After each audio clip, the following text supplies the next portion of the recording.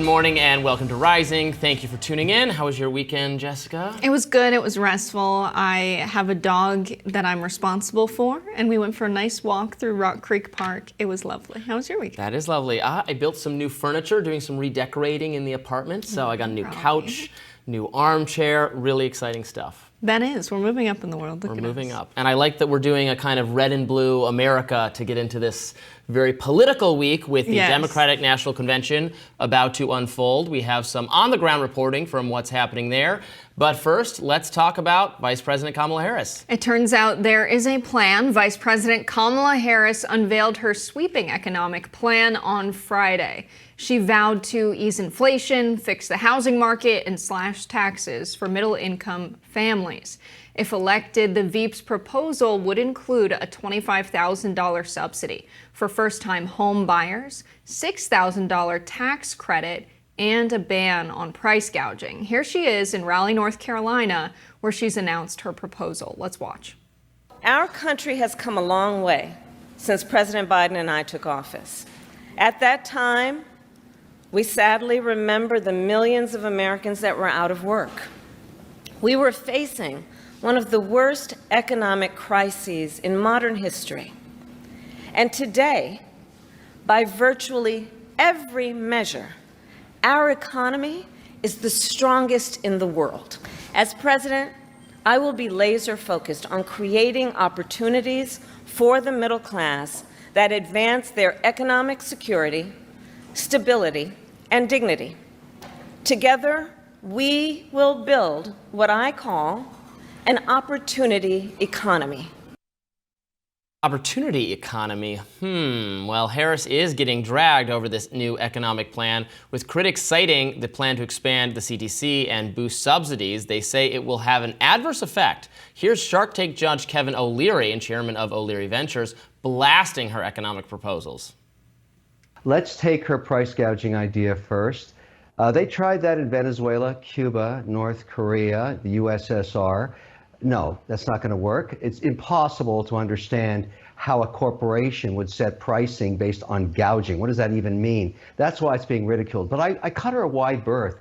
She's not answering reporters' questions, and she's got great momentum. So throw anything at the wall you want, free money for everybody. That's what every politician does, but it has no merit in reality. New Hampshire Governor Chris Sununu was less than impressed as well. Let's watch.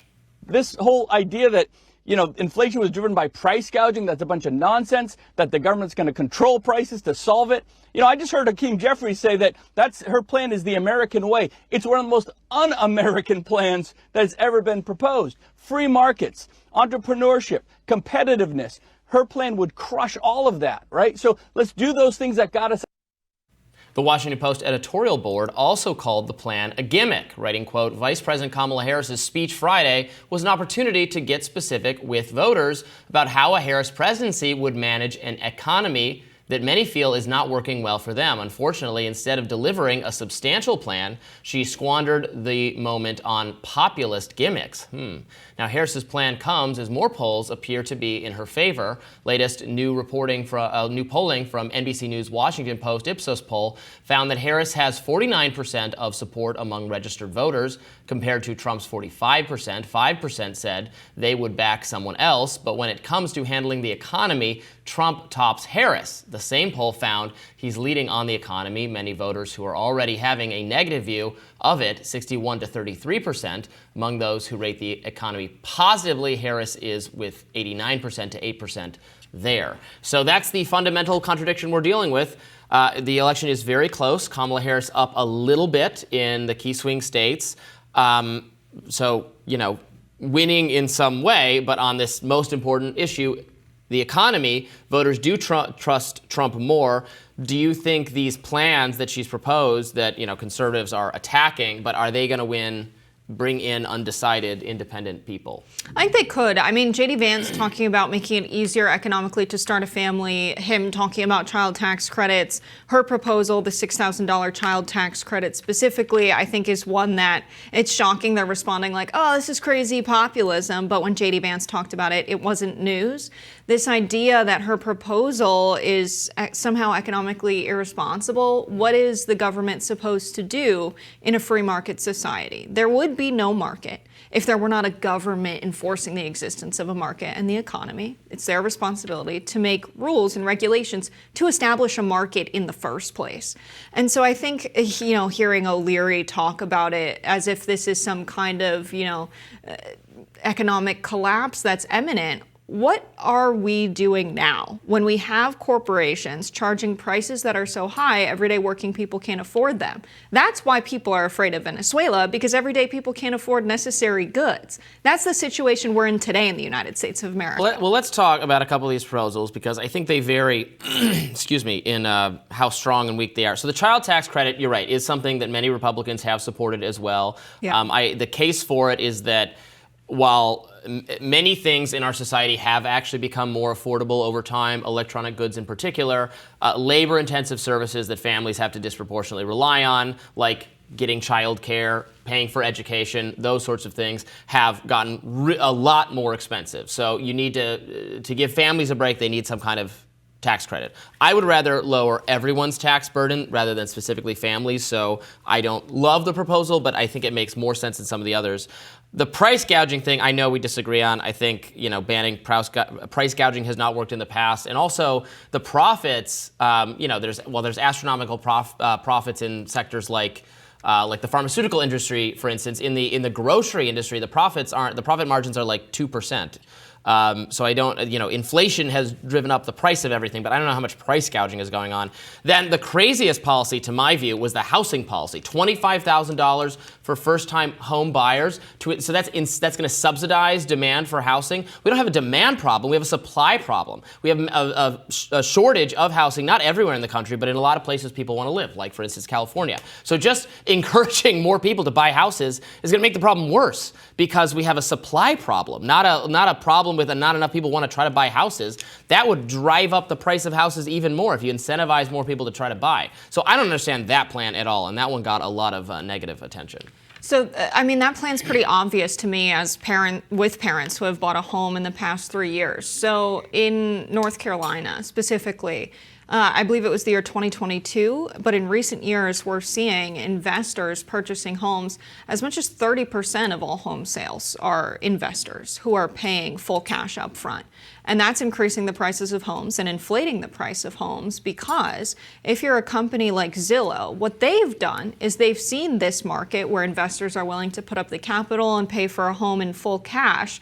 They will purchase, let's say, 4 homes and then maybe for $200,000, sell the first 2 for $400,000, or rather the first one for $200,000, the second one for $300,000. Now they've inflated the price of a home in the neighborhood, and now they're going to profit on the next 2 homes that they sell because they've artificially increased the prices. That's what we're seeing in the investing home market. That's why we're seeing incredible housing inflation. So we've got to do something about the financialization and commodification of the housing market. People just want somewhere to live. And so when you've got investors willing to put up that capital, there's got to be another way to equalize this without entirely pushing investors out, which is an option. She indicated that there would be some controls on whether or not investors would be allowed to purchase single-family homes.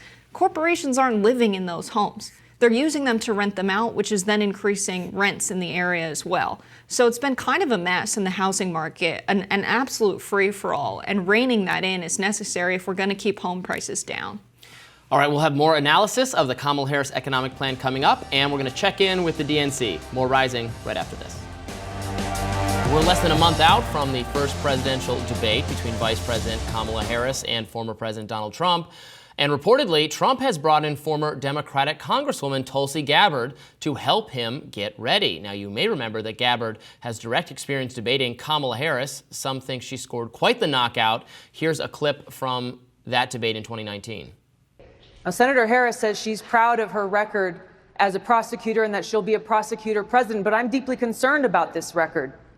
There are too many examples to cite, but she put over 1,500 people in jail for marijuana violations and then laughed about it when she was asked if she ever smoked marijuana. She blocked evidence. She blocked evidence that would have freed an innocent man from death row until the courts forced her to do so. She kept people in prison beyond their sentences to use them as cheap labor for the state of California. And she fought to keep cash bail system in place. Gabbard has since left the Democratic Party. A Trump spokesperson told The Times Trump, quote, does not need traditional debate prep, but will continue to meet with respected policy advisors and effective communicators like Tulsi Gabbard, who successfully dominated Kamala Harris on the debate stage in 2020. Meanwhile, several far-right influencers are turning away from Trump. Those far-right figures include Nick Fuentes, a podcaster who dined with Trump at Mar-a-Lago in 2022. He said on X, quote, tonight I declared a new Groyper war against the Trump campaign. We support Trump, but his campaign has been hijacked by the same consultants, lobbyists, and donors that he defeated in 2016, and they're blowing it. Without serious changes, we are headed for a catastrophic loss.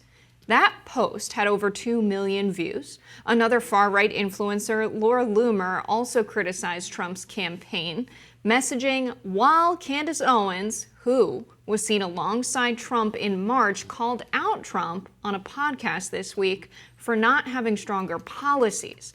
Owens said, quote, I'm not sure who is driving the MAGA bus anymore, and you're losing support from the people that believed in you. You need those people.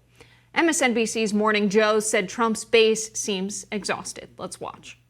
The one word that I always saw as Donald Trump's biggest challenge was exhaustion. Not his personal exhaustion, but the exhaustion of those who had supported him in 2016, some who still supported him in 2020, but were exhausted, especially after January the 6th, exhausted after just the constant fights, the constant insults, the constant battles. Now he added that Kamala's base exudes energy and joy. So let's talk about the Groypers. Am I saying it right? Groypers. Yeah, the frog people. This is a new faction within American politics. It's not even a faction. What would you call it? It's just some people online. It doesn't represent enough real anything. Go ahead, finish. Okay, so it's people online. They have a mascot that is a toad. Yeah, look, I think. meme. Okay, the influence and importance of Nick Fuentes on the right is, in my view, very commonly overstated by mainstream media because he is a disgusting, vile anti-Semite, and they want to pretend that everyone on the right is like that. He is not anyone with significant influence on the right. Candace Owens now is a very obviously popular former Daily Wire host who has clashed with other people on the right on foreign policy and a lot of stuff. I don't know that Trump should be listening to her either. She was recently in a clip said that Jewish mysticism was about turning people toward pedophilia and the worship of Baphomet, the satanic horned god. So that was an interesting commentary from her. I think she's losing relevance. I'm sure the mainstream media wants to pretend that these are the people representing conservatism, and like their criticism of Trump is not really I agree Trump should not overly listen to consultants or business people who have steered the Republican Party down the wrong direction, but he also doesn't need to listen to online weirdos. He needs to, chart a policy course that is responsive to the demands of ordinary Americans and the concerns they have about our economic system and other things. He doesn't need to be beholden to lobbyists or beholden to the online right. Sometimes the online right has some good ideas, and I think someone like Vivek Ramaswamy, who's very plugged into what young people online on the right think, is a good influencer in that regard. But that's a far cry from the likes of the Nick Fuentes type people. But Nick Fuentes has over 400,000 followers. This isn't a small group of people that are fringe online. He had dinner with Donald Trump at Mar-a-Lago. No. You can have 400,000. Yes, I mean, he people. did. Okay, let me get to that. people, you can follow someone online. Like I might follow him online because I'm a news commentator and I have to pay attention to what he's saying. You can follow someone without being an acolyte. What he's saying, he's influential. Well, because I keep being asked to talk about it and explain why he's not that influential. You can follow someone without endorsing. Like the number of followers you have doesn't mean that you have some natural constituency within the GOP. He had the dinner with Trump was because Trump had dinner with Kanye West. And he was in Kanye West's entourage at the time. Trump subsequently said he did not know who Nick Fuentes was or what his deal was. Him is what he said. He did not say he was impressed with Nick Fuentes. I don't believe he did. He said he would not have had dinner with him if he knew who he was. He did not specifically go, oh, Nick Fuentes, leader of the white supremacists, let me invite you to dinner. That is not how it worked. So... I did also want to address the Tulsi thing. So Tulsi, had that great debate with Kamala Harris several years ago, which we previewed, which we recollected people. I think it is smart for Trump to listen to Tulsi and how that debate went, because it was widely perceived that Harris fell to Tulsi in that debate. That was even cited as one of the reasons she got out of the race after that. And so now, Tulsi does not identify as a Democrat anymore. In fact, she said that she left the Democratic Party. I think she wrote a book titled Leaving the Democratic Party, something like that. So, but she is someone to offer good advice on that front. So a source familiar with the dinner told Axios that Trump seemed very taken with Fuentes, impressed that the 24-year-old was able to rattle off statistics and recall speeches. There was a lot of fawning back and forth, the source added. They seem to have really liked each other. Anonymous sources. Someone who was at the dinner, yes, told Axios, an established reporting source. They vet their sources. This is someone who's close to the folks who were at the dinner who told Axios again, that's this. not, he didn't know who he was. Like, you can just be polite to someone and not want to have controversy with, I don't even know that was said. Okay, go ahead. If people think that's, oh my God, we can't support Trump because someone conned their way into a few words of kindness from him. I don't know. Even Kanye West said Trump was, quote, really impressed with Fuentes. Kanye West himself went on the record saying that publicly. Well, so I think, listen, I get that Trump needs these people to win. This is a very influential group of people on the right that showed up to vote for Trump in 2016. 400,000 people, if we're going to take it by Fuentes' follower count. His reach is obviously much more because we're talking about it now and I don't follow him. I'm sure our viewers don't follow him and know who he is because he's reported on in the news frequently. That's enough votes to turn the election in every swing state. We've seen swing states come down to 10,000, 20,000 votes. And so, yeah, these people matter, especially if they're in swing states. And I get that, the right is smart to say that these are fringe people, that we want nothing to do with them. But at the end of the day, these people could change the election if they turn out for Trump. Yeah, I don't know about that. I mean, Candace, Laura Loomer, these people defecting from Trump, they're followers as well. That's a lot of people on the right. Trump needs to reassure and bring in undecided, moderate, suburban, working class people who might have voted for him last time, might not, might have voted for him the first time, might not.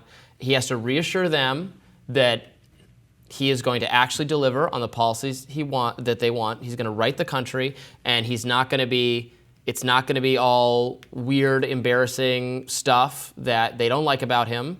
It's going to be policy-focused, righting the economic ship, sane foreign policy, spending American tax dollars at home, lowering the price of things, not by doing communism, by just having a saner regulatory environment. That's what he needs to communicate to people. He doesn't need to do anything for people with broad pictures. Well, we'll see if Tulsi Gabbard ends up influencing him to attack Kamala Harris on her criminal justice record and then angering the far right more, because that was definitely an attack from the left. You can go after her from that. I think she's vulnerable from a right perspective on that she didn't prosecute the kind of crimes that we want prosecuted. Instead, she prosecuted truancy, which is arresting parents for their kids not showing up for school, which she was excited. She wrote in her book that she was excited to do that policy. I think there's a way on criminal justice reform in which she is vulnerable from left, right, center, from everyone, because it was not a particularly inspiring track record. But we'll see if that line of attack works with a party that's been pushing the message that attorney generals are not enforcing crimes, right? Are not enforcing the law. I don't know and that that's prosecuting a message. crimes. I think that's, yeah. I think some of that I don't know if is it'll happening. work, Robbie. But, we'll see. more rising after. Oh, let's say it in unison. More rising after this. The Democratic National Convention is kicking off in Chicago today. President Joe Biden is set to speak tonight. Democratic nominee Kamala Harris will speak on Thursday. Her running mate, Minnesota Governor Tim Walz, will also speak. This week, Republican presidential nominee Donald Trump will take a tour of battleground states, holding policy speeches along the way. Here to tell us what we can expect to see this week is Rising Friday's host Amber Duke on the ground in Chicago. Thank you for being with us, Amber. Of course. Thank you guys for having me. Tell us, what is the scene? What are the vibes in Chicago this morning? Oh, it's interesting. It's pretty chaotic, actually. So last night there was a huge anti-Israel protest that took place outside of the convention center, and it looks like the protesters are planning to continue throughout the week. There were some people with Killer Kamala signs, some other people with signs that said Gaza's speaking, referencing that infamous moment of Kamala Harris in the Senate where she said, "I'm speaking," in response to a male Republican interrupting her. And this is all before the official programming even kicks off. The convention speakers will start tonight at 5:30 p.m. Central Time and will continue until about 10 p.m. Biden and Hillary Clinton are set to speak tonight. This will be the first time that Biden will be addressing the Democratic Party itself since he was pushed off of the ticket. So I think a lot of people are really interested to hear what he has to say. Yeah, it's going to be a fascinating night with, as you said, Joe Biden talking, Hillary Clinton talking. You know, it's going to be interesting, I think, also to hear what she has to say, given, you know, she was this supposedly historic candidate for the Democrats, was, you know, going to be the first woman president, and now she's rallying people in support of who will be the first woman president if they're elected in November, Kamala Harris. You know, you have to wonder if there's any. While I'm sure Hillary is fully in support of Kamala, if there's any like sour grapes that, you know, her moment got passed by and now it's someone else's moment, someone who didn't actually even have to do any of the actual fighting to get on to be the nominee of the party the way Hillary did. Hillary facing a really tough challenge in Bernie Sanders. You're right. I would be very surprised if there weren't a little bit of resentment from Hillary Clinton. I think there's a kind of a sentiment among a lot of Democrats that they kind of just wish she would go away because nobody seems to really like her. If you're looking at Kamala Harris as this very progressive senator who maybe she's moved a little bit to the middle or tried to give the perception that she's moving a little bit to the middle during this presidential run, her policies are still far to the left of what Hillary Clinton was proposing back in 2015. So to have someone who is sort of part of the old guard Democratic Party reintroducing the potential first female president who is far more progressive than she is, it's kind of an interesting choice. I imagine that she's going to talk about this female thread that connects them. And Hillary Clinton infamously said after she lost the 2016 election that she didn't think that America was really ready for a female president, that she definitely felt being a woman hurt her in the race. And we've heard other Democrats echo that sentiment since. So they'll have to sort of thread this needle between, you know, we think that a large swath of America apparently doesn't want a woman to be president, but we also think that Kamala is qualified to be the first woman president. I'm not really sure how they're going to really get that message across in a way that is convincing or even really makes logical sense. Yeah, I would say that I don't think Kamala Harris is like leaning into I'm a woman, vote for me because I'm a woman. It's so historic, the same way that Hillary did. Although part of that is just how the media chooses to cover the candidate. And the media very much chose to cover Hillary as first woman president, really signal culturally, socially, you know, the kind of progressive, just that kind of stuff. Kamala, maybe this is showing some shrewdness on her part, has not done that, and the media is not really inviting her to do that, I think, because they maybe know that that is not necessarily good for her campaign, and they really want her to win. So they're just like, they're not kind of doing those social signifiers that everyone has maybe come to understand are not the ways to bring working class people into the coalition, or they're indifferent to that. They want to hear what is being done for us on policy. I think you might be right, Robbie, but at the same time, they are really leaning into other identity group dynamics where they've had all of these ethnicity groups for Kamala, like the white dudes for Harris, white women for Kamala. They have a slate of various ethnic related caucuses today at the convention, Southeast Asians for Harris, Black people for Harris. And so even if she's not personally identifying her candidacy as this very historic pro-female moment, they're definitely still choosing to have these sort of segregated groups of people coming together in this coalition for Kamala. That being said, the one sort of women-centric messaging they are doing is very heavily on abortion, of course. And her and Tim Walz have been trying to push the idea that they are for freedom in healthcare, which I find a little bit ironic, you know, from a conservative perspective, that they were in support of vaccine mandates and then also have, in terms of the freedom in healthcare idea, you know, Kamala Harris has previously supported single payer, which would get rid of private insurance. So that's a little bit difficult to square. And it is an important reminder, I think, that when people talk about women's healthcare from the Democratic Party side, they usually just mean abortion. Now, a lot of the same Democratic pollsters and advisors of the Biden campaign are now meeting with Kamala Harris's team. Reporting from CNN says some of the advice from, you know, these people from a losing team, I will say, was that Kamala Harris should not keep saying, we're not going back, that she should change that. It's not focused enough on the future. And also to stop saying weird, calling people weird, that it's too negative.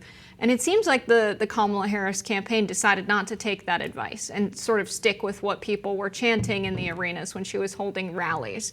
What do you make of, you know, the anticipation around the Republican response to the DNC and these two key messages that have really captivated the public when they were just sort of off-the-cuff statements at first? Yeah, there is a presser being held at Trump Tower in Chicago today at 11:30 with Senator Ron Johnson and Rick Scott. They're going to lay out the sort of counter-Republican vision for the Democratic National Convention. And then on Trump Tower today, we saw projected on there a message that said something negative about Project 2025. And then these guys are really weird. And I'm not able to confirm yet who was behind those messages being portrayed on Trump Tower, but I assume it was someone associated with the Democratic Party. And then to your point about the messaging being more oriented towards the future, we got the Democratic National Convention themes sent out yesterday. The first day today is for the people. Tomorrow is a bold vision for America's future.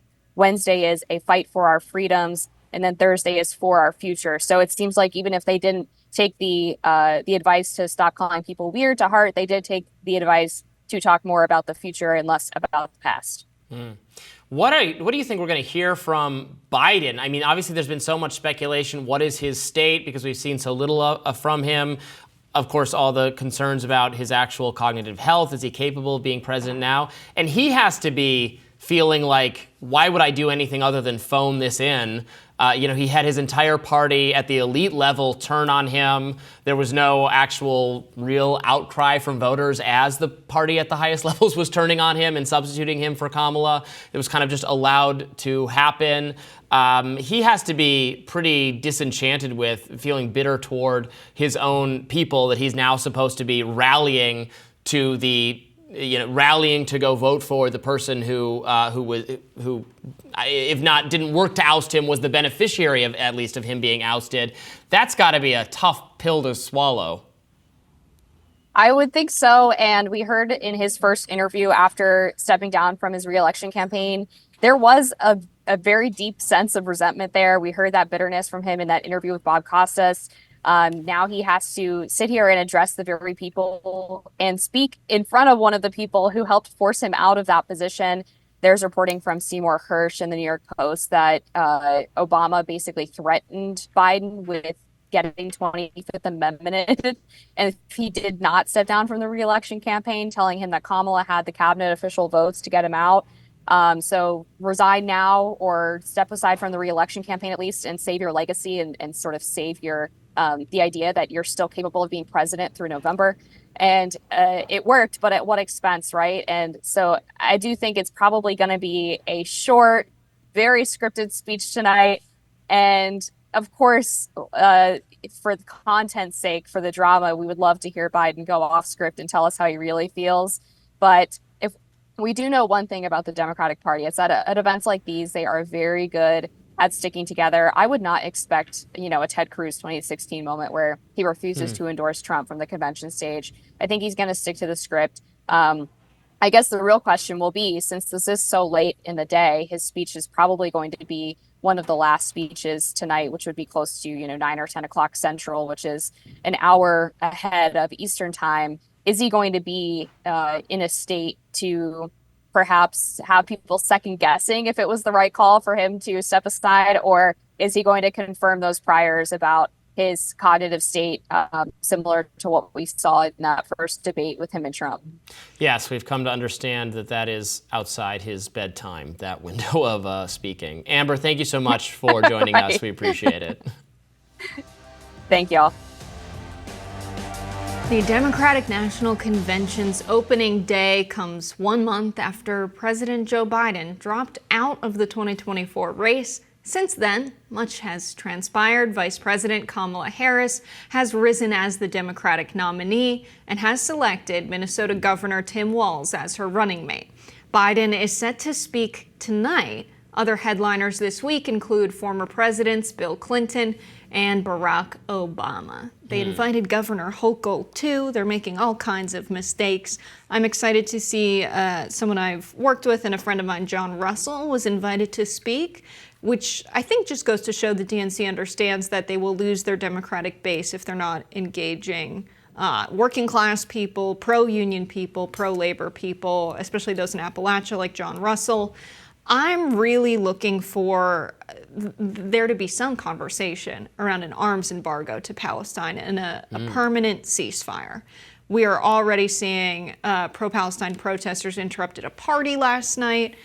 Apparently, the uncommitted movement has now been organizing with delegates there for Kamala Harris, who are signing on to this sort of petition calling for an embargo or conditions, rather, on the sale of weapons to Israel. Or it's not really a sale, it's just the gift of weapons to Israel. Yes, we're expecting 40,000 protesters gathering outside the DNC on Monday.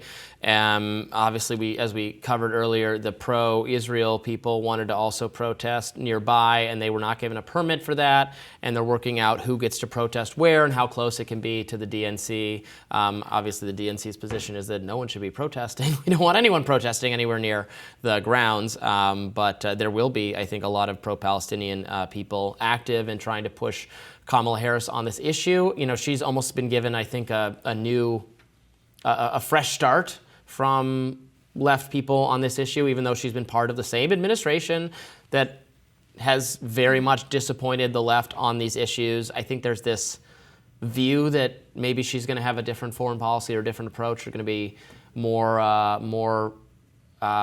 inclined to not just give Israel everything it wants than Biden was, although I don't know that will end up being the case. We'll see. Maybe the pressure from the protesters will resonate with her. Right. I think that having a panel on Palestinian human rights as a part of the official conference proceedings is good. It shows progress. But it could be classic Democratic, with a big D, Democratic Party politics. It could be them just like, what will appease these people that are mad at us? Well, let's just talk about it. We see you, we hear you, and no action.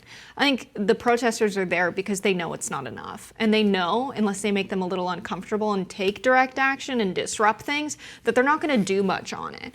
Right now, there's this division in the Democratic Party where it makes me believe this is going to be the issue that defines the convention. As much as I would like to focus on the economic plan and have the Democrats answer for their record and explain in very simple terms why these policies will work and how they address the current state of the economy and how the current state of the economy is not the direct result of Biden policies. That inflation was caused by the pandemic, and actually the administration has done what they can to address that and has done it more successfully than other modern countries. They need to really answer for their own record the current state of the economy and what their plan is.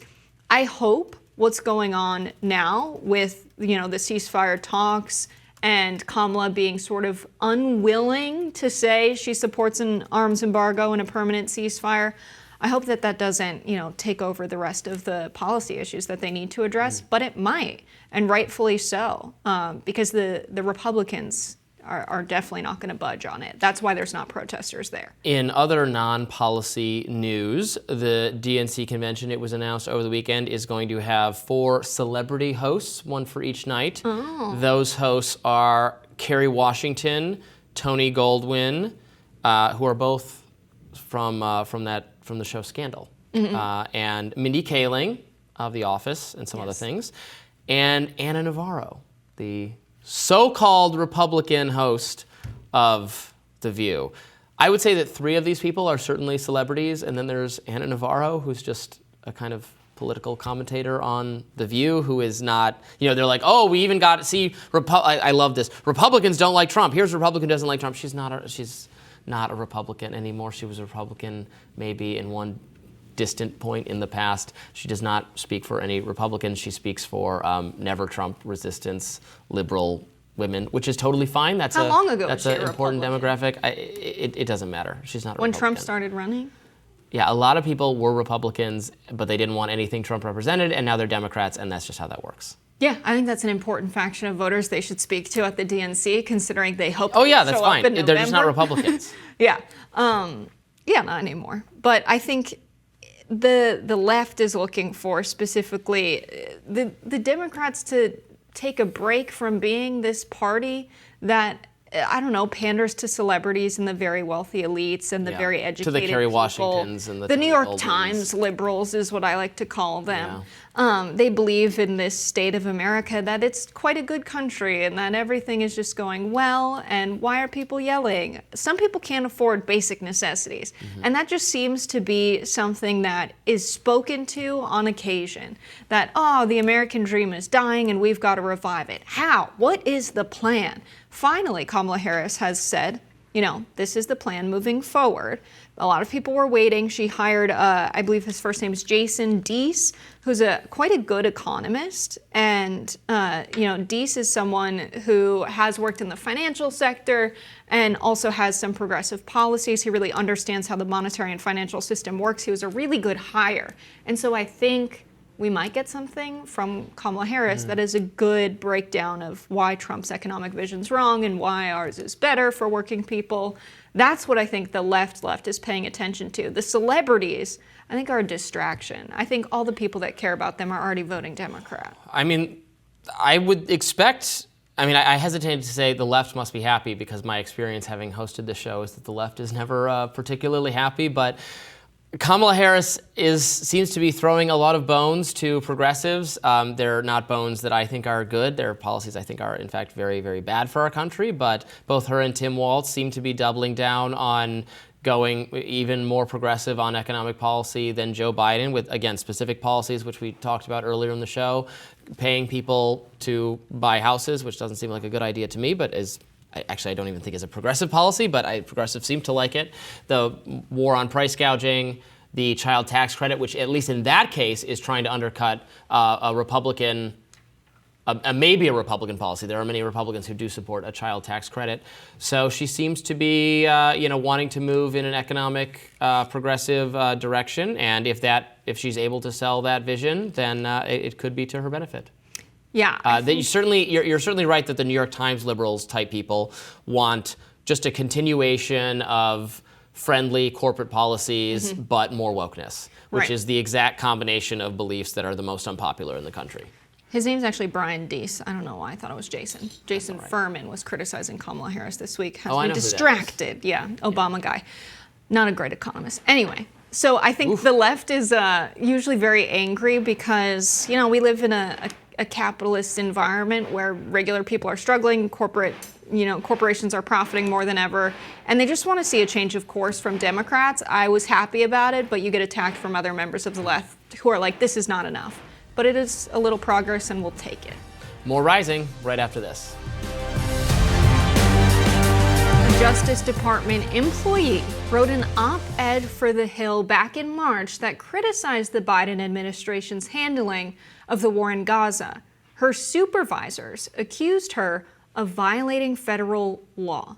Emma West Rasmus wrote in her op-ed, quote, "I decided in November and am surer than ever in March, unless the Democratic Party and its leaders call for an immediate and permanent ceasefire in Gaza and a lasting end to the Israeli occupation of Palestine, I will not vote for Biden or any Democrat." Last week, the Office of Special Counsel rejected the accusation that Rasmus broke the law, but the investigation showed what could happen if one speaks out on Israel and Gaza. Joining us now to discuss is Emma West Rasmus herself. Thank you for coming on. Thanks for having me. So let's talk a little bit about, where you are today. Are you relieved that this is the ruling? And, what do you make of what you've been put through by the Justice Department? Yeah, so I am a career civil servant and here today in my personal and not professional capacity. I am incredibly relieved by the finding of the Office of Special Counsel that I did not violate the Hatch Act. The Hatch Act is something that as career civil servants, we learn about on our very first day of service. It's something that we take very seriously, and to know that not just my employer, but, an agency as sober and law-abiding and powerful as the Department of Justice was accusing me of violating this was incredibly. It was heavy to carry on my shoulders. I will say that any vindication that I felt in the immediate aftermath after finding the Office of Special Counsel ruled I had not violated the Hatch Act was quickly replaced, though, just by the absolute horror of what we continue to see coming out of Gaza every day. 5 months after writing an op-ed that didn't move the needle at all, I'm certainly relieved about the finding, but there's no joy in it for me. Do you know anything about how the process was initiated to accuse you of and investigate you for this? Do you believe you were targeted by, senior officials in the department, not because there was any real reason to believe you had violated the Hatch Act, but because they were simply mad at you for speaking out and, trying to cast aspersions on the administration? I can speak to what the intent was. In February, I went to Palestine as part of a fact-finding and solidarity delegation with a group of Presbyterian clergy. And I came back and I just wanted to share what I had seen, especially since I had the privilege of being in the region during the conflict. I felt compelled to share that story. So I wrote the op-ed for The Hill in March, and it ran on a Friday, and by Monday, I had been contacted by DOJ attorneys with them letting me know they believed I had violated the Hatch Act. And by Wednesday of that week, they had submitted the report to the Office of Special Counsel, which investigates, among other things, Hatch Act violations. So fast forward a few months, in late June, I was contacted by the Office of Special Counsel, who informed me that they had received a report of a violation, and their investigation took the summer, and earlier this month, OSC contacted me to say they had found no violation. So, it did kind of chill my speech over the last 5 months, as I wanted to, even in a personal capacity, really, because I didn't fully understand how exactly I had violated the Hatch Act. I wanted to just keep myself, really on the right side of the law and not risk anything more. So, I think it did, for me personally, impact my ability to speak out in the ways that I might have wanted to over the last few months. It is a difficult thing because a lot of people who are civil servants who enjoy the work that they do every day are still people who have personal political opinions. The Hatch Act, of course, refers more so to campaigning and making political statements that, benefit a campaign. You are not campaigning. You are sharing your personal vote choice and what goes into it and who you support politically. And so I think this is something that we're going to have to grapple with a lot going forward. It sounds like it definitely is of interest to Project 2025, what civil servants and people who work within the various bureaucratic organizations in the United States, what their beliefs are. I'm curious now, going into the DNC, your personal political opinion on the state of, Kamala Harris and Gaza. We have not seen her call for an arms embargo. There are a lot of people divided over where they stand. So where do you stand going into the week of the DNC? Again, in a personal and not professional capacity, I really believe that history is not going to look kindly on people who were quiet or disengaged in this moment, particularly the people who had the ability to nudge policy or leverage their own political or professional goals to end this horrific crisis. I'm really encouraged by the general groundswell that I see in things like the uncommitted movement and really solid and thoughtful policy arguments being used to try and shape the direction of both tickets.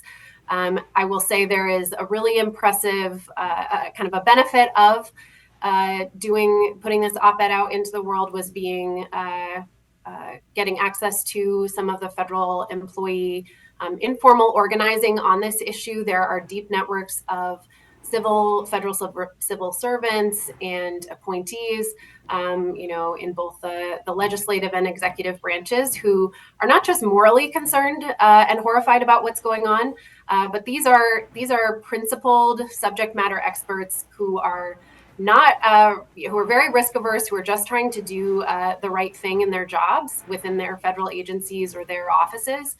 And I think there is some amazing organizing. Staffers for Ceasefire, Feds United for Peace have been doing a lot of the strategic groundwork laying to try to put pressure on this existing government, on this existing administration, to not just call for a ceasefire or arms embargo in terms of kind of the moral piece of it, but really because the U.S. In many people's eyes is violating and not adhering to their own policies and laws, such as the Leahy laws. So I'm optimistic. I think there's incredible groundswell. And if my example can be, what anybody takes to take a risk and speak for what they believe in, this will have been worth it. Is this sentiment in the frustration with the U.S. policy with respect to Gaza? You suggest that it's somewhat widespread among the subject matter experts who are working in the department, who are responsible for crafting public policy. What do you think is the disconnect between people who feel as you do and senior leadership, Biden, maybe Harris, she's been complicit in it so far, to have such a different view on what's necessary for U.S. security in the region? Again, speaking in my personal capacity, I don't work on these issues in my day job. My work doesn't touch the region or any piece of the Israel and Gaza conflict. So I can't kind of speak to the policy disconnect. I do think that decision making has seemed incredibly centralized from the perspective of federal civil servants on this issue, that there are a few really key people who have really outsized ability to message and to make recommendations on this issue. And, it's my opinion, and I know the opinion of many other federal employees, that it is really some very specific and intractable individual people who, are continuing with a very specific interpretation of U.S. law and policy and foreign policy norms. So I think it would benefit folks in leadership positions in the agencies to really take stock of the overwhelming support from subject matter experts and to really take a look at exactly that disconnect that you've mentioned, that this is very, the decision-making is incredibly centralized on this, and this is not the public sentiment, certainly broadly across the country and not in the federal government amongst people who really do this work and know it the best. Emma, that's really well said. I appreciate you speaking out on what you saw in Palestine, writing this op-ed, and also for your public service and for coming on the show today. We really appreciate it. Thank you, Emma. Thanks so much for having me. The Democratic National Convention's opening day comes 1 month after President Joe Biden dropped out of the 2024 race. Since then, much has transpired. Vice President Kamala Harris has risen as the Democratic nominee and has selected Minnesota Governor Tim Walz as her running mate. Biden is set to speak tonight. Other headliners this week include former presidents Bill Clinton and Barack Obama. They invited Governor Hochul too. They're making all kinds of mistakes. I'm excited to see someone I've worked with and a friend of mine, John Russell, was invited to speak, which I think just goes to show the DNC understands that they will lose their Democratic base if they're not engaging working class people, pro-union people, pro-labor people, especially those in Appalachia like John Russell. I'm really looking for there to be some conversation around an arms embargo to Palestine and a permanent ceasefire. We are already seeing pro-Palestine protesters interrupted a party last night.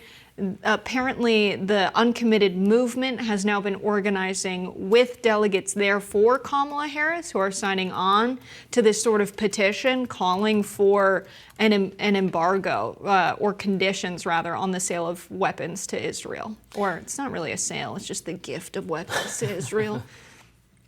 Yes, we're expecting 40,000 protesters gathering outside the DNC on Monday.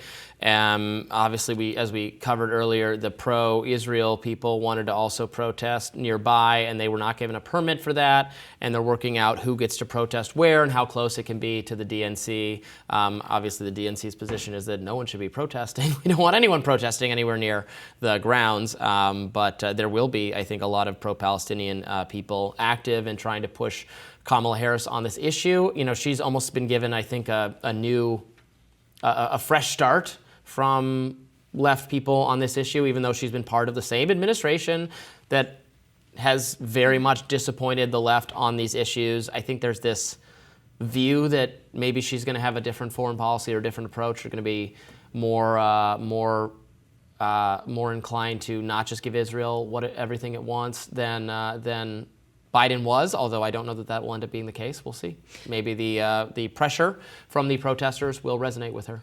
Right. I think that having a panel on Palestinian human rights as a part of the official conference proceedings is good. It shows progress. But it could be classic Democratic, with a big D, Democratic Party politics. It could be them just like, what will appease these people that are mad at us? Well, let's just talk about it. We see you, we hear you, and no action. I think the protesters are there because they know it's not enough. And they know, unless they make them a little uncomfortable and take direct action and disrupt things, that they're not going to do much on it. Right now, there's this division in the Democratic Party where it makes me believe this is going to be the issue that defines the convention. As much as I would like to focus on the economic plan and have the Democrats answer for their record and explain in very simple terms why these policies will work and how they address the current state of the economy and how the current state of the economy is not the direct result of Biden policies. That inflation was caused by the pandemic, and actually the administration has done what they can to address that and has done it more successfully than other modern countries. They need to really answer for their own record the current state of the economy and what their plan is.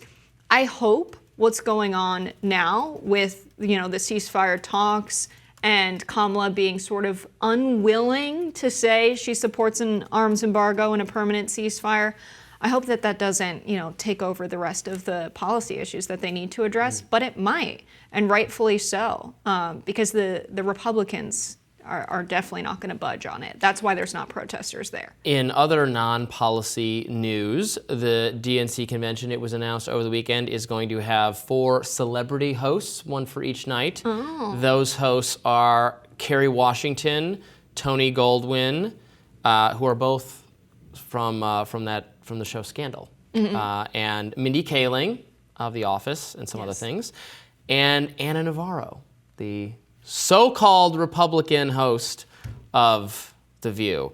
I would say that 3 of these people are certainly celebrities, and then there's Ana Navarro, who's just a kind of political commentator on The View, who is not, they're like, oh, we even got to see, I love this, Republicans don't like Trump. Here's a Republican who doesn't like Trump. She's not a Republican anymore. She was a Republican maybe in one distant point in the past. She does not speak for any Republicans. She speaks for never Trump resistance, liberal women, which is totally fine. That's How long ago was that's she an a important Republican? demographic. It doesn't matter. She's not a When Republican. Trump started running?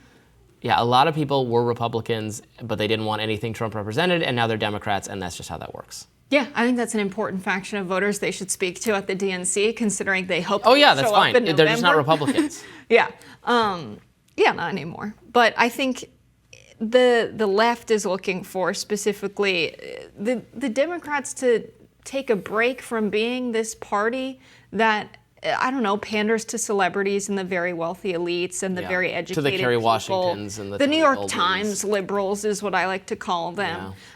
They believe in this state of America that it's quite a good country and that everything is just going well, and why are people yelling? Some people can't afford basic necessities, and that just seems to be something that is spoken to on occasion, that, oh, the American dream is dying and we've got to revive it. How? What is the plan? Finally, Kamala Harris has said, this is the plan moving forward.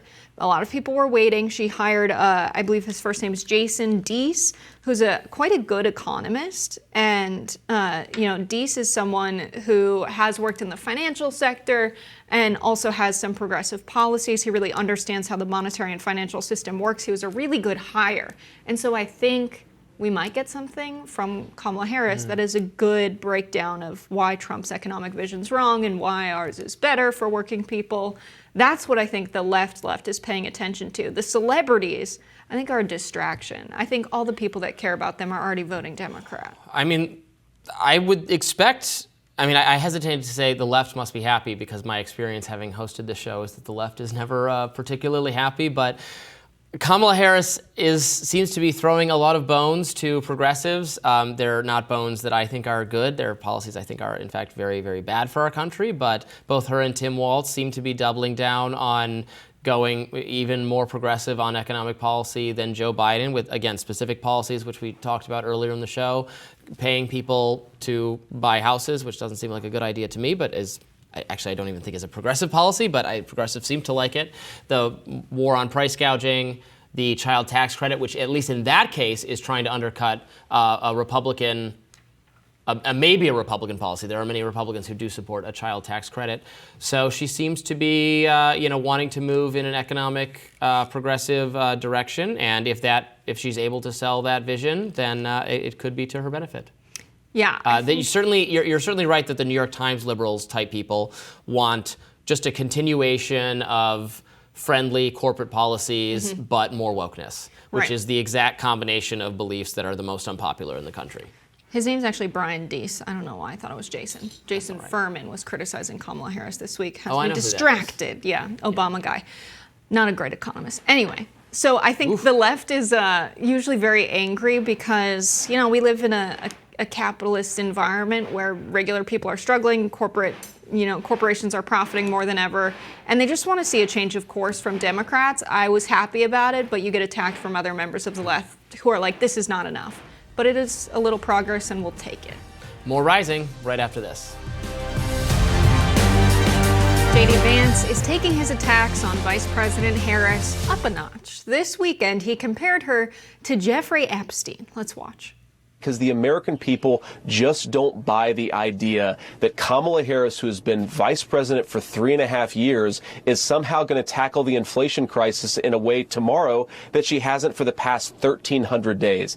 Giving Kamala Harris control over inflation policy, Shannon, it's like giving Jeffrey Epstein control over human trafficking policy. The American people are much smarter than that. They don't buy the idea that Kamala Harris represents a fresh start. She is more of the same. Vance went on to say Republicans shouldn't be worrying about any polls that show Harris leading, saying that they were meant to drive down Republican turnout and create infighting.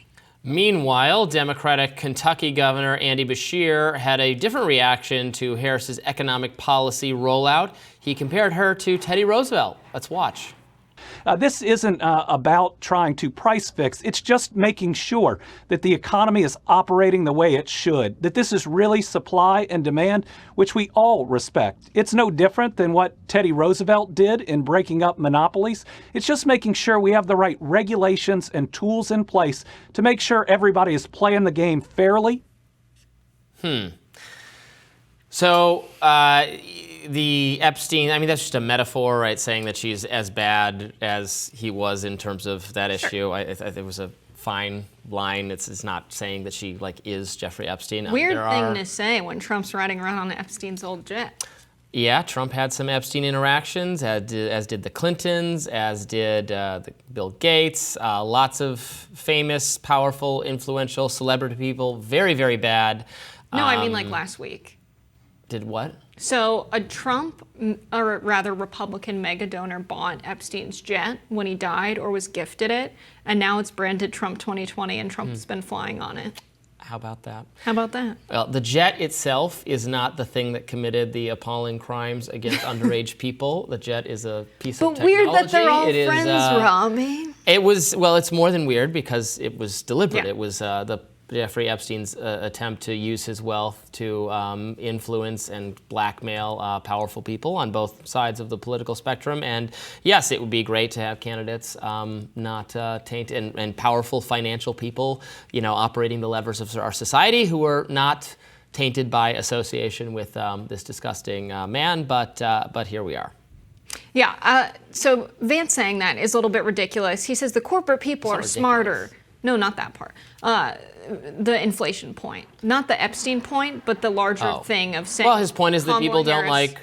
Being taxed with inflation would be like, having Epstein be in charge of human trafficking. He's obviously insinuating that Kamala Harris caused inflation, which is ridiculous because comparing Q1 numbers of 2020, we see that all around the world.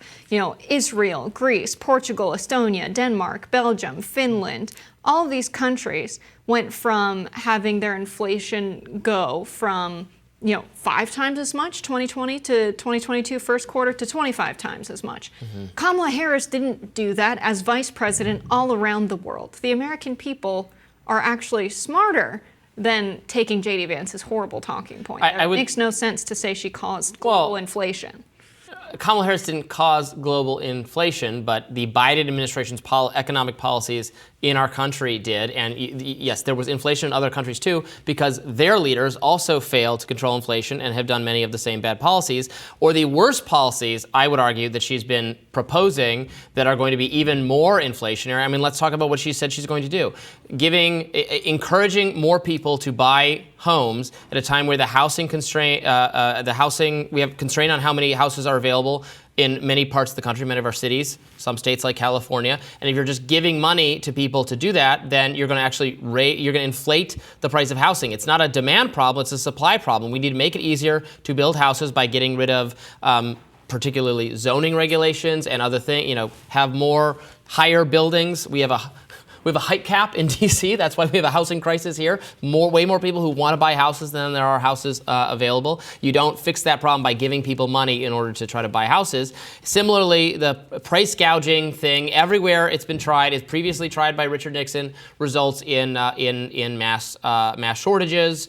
And so I think these are extremely discredited economic ideas. These are economic ideas that majorities of economists say are bad and have said are bad for decades. And so she's getting a little bit of pushback, even from Democratic-aligned economic thinkers. I saw, for instance, Catherine Rampell at the Washington Post, who's an economic writer for them, saying that, these are not good ideas. And then she kind of softened it later because I think she got a lot of blowback from pro-Harris people to say, maybe it's just antitrust and antitrust is fine. Well, these are different ideas than antitrust. These are not antitrust ideas.